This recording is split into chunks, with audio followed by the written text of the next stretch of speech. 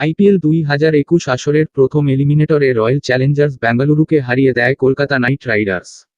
এই ম্যাচে শেষ ওভারে আরসিবির দরকার ছিল 7 রান। এ সময় ড্যানিয়েল ক্রিস্টিয়ানের হাতে বল তুলে দেন আরসিবি অধিনায়ক কোহলি। কিন্তু সাকিব নৈপুণ্যে এ রানের মধ্যে কেকেআরকে আটকাতে পারেননি তিনি। দলের হারের দিন একেবারেই নিষ্প্রভ ছিলেন ক্রিস্টিয়ান। ব্যাটিংয়ে 8 বলে মাত্র 9 রান করে রানআউটের ফাঁদে ধরা পড়েন তিনি। এছাড়া নিজের করা প্রথম ওভারে নারায়ণ 3 ছক্কা মেরে নেন 22 রান।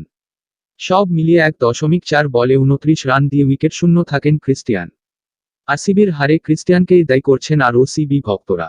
এমনকি তার স্ত্রীকেও ছাড়েননি এসব উগ্র সমর্থকেরা। তার ইনস্টাগ্রাম পোস্টের নিচে আজেবাজে মন্তব্য করছেন অনেকেই। বিষয়টি নিয়ে চুপ থাকতে পারেননি তিনি। এক ইনস্টাগ্রাম পোস্টে তিনি লেখেন, আমার স্ত্রীর ইনস্টাগ্রাম পোস্টের কমেন্ট সেকশন দেখে আসুন। আমি সোমবার রাতে হয়তো ভালো ক্রিকেট উপহার দিতে পারিনি, কিন্তু এটা খেলা। যাই হোক, দয়া করে এমন আক্রমণ থেকে আমার স্ত্রীকে ছেড়ে দিন।